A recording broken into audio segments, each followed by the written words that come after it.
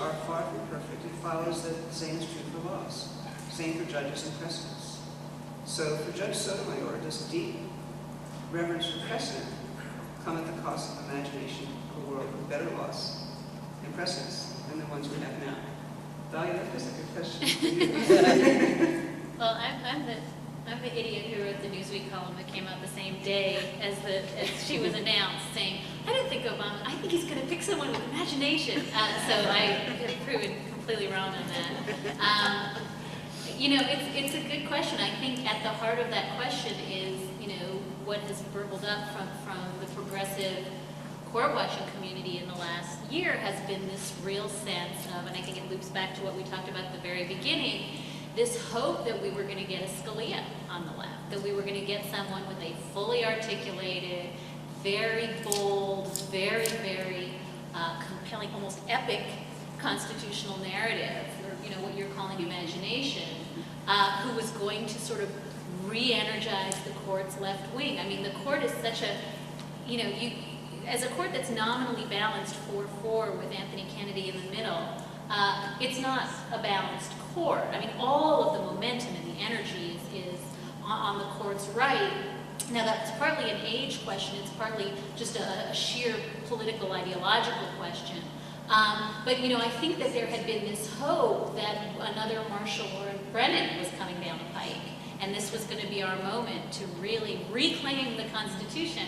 I don't think that Sotomayor is that person, but I also want to say that Obama didn't think. I mean, Obama went out of his way last year to say in an interview that while his great constitutional heroes were Brennan and Marshall, the time for that was over.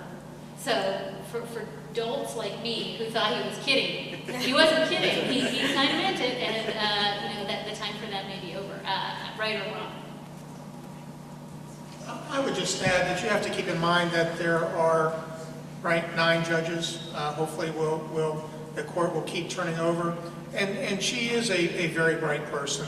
And to the extent that in her opinion she clearly is mindful of precedent, doesn't mean that she's not forward-thinking or that she's not thoughtful or that she's not open to new thought.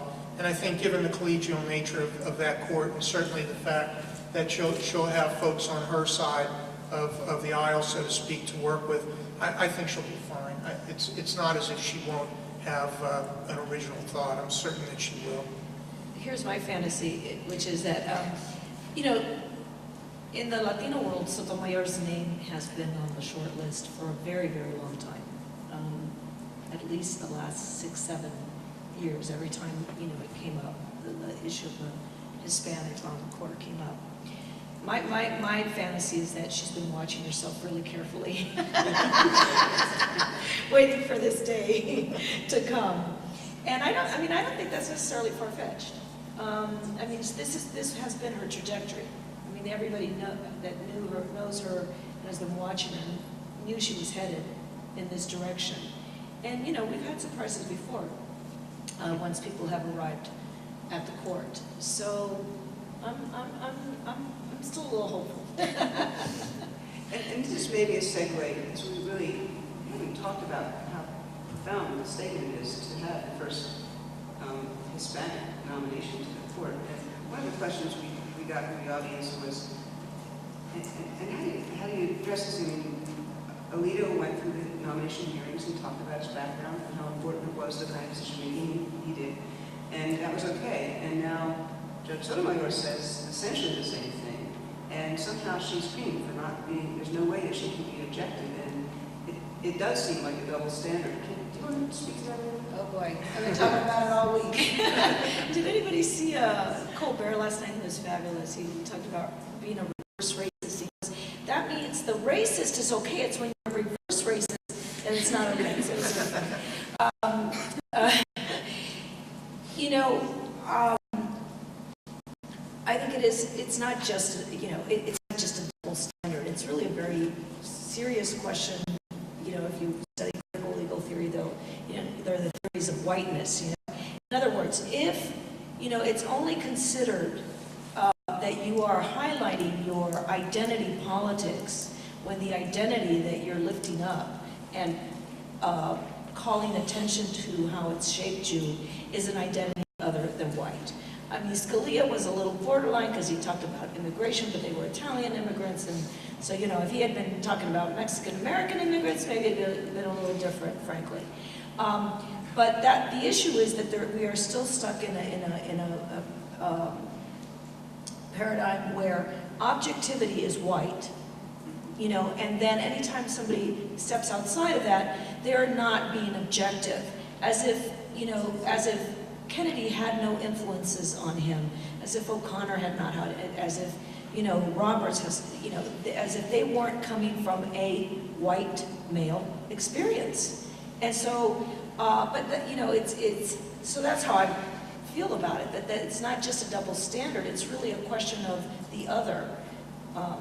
And that's really, I think, what we need to do to the extent that this keeps coming up in the next few months. That's what I intend to sort of refine and talk more and more about, is push back on that.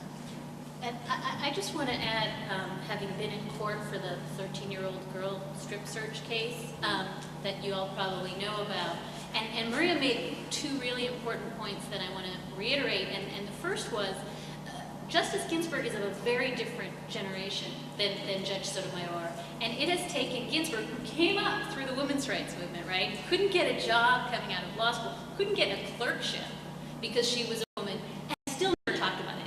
It just did not come out, and she sat on that for decades until Ledbetter, and this year now, Redding, the strip search case, where it's as though she's been holding her breath for decades, pretending that it's just the same to be a woman and a man, and suddenly she just went bananas, right, and said, in no uncertain terms, and I have to say, sitting there in the court, I felt the same way.